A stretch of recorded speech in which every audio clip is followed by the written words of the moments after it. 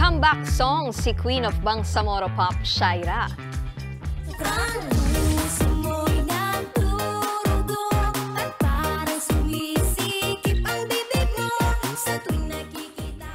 Yan ang Selos na Yan Friend na isang original song.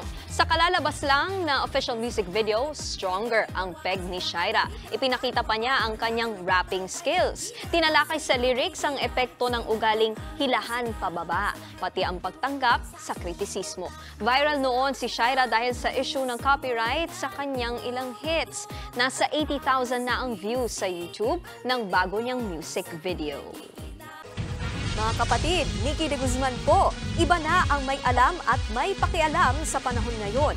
Para sa tuloy-tuloy na balitaan sa Frontline kahit weekend, mag-follow at mag-subscribe sa social media pages ng News 5.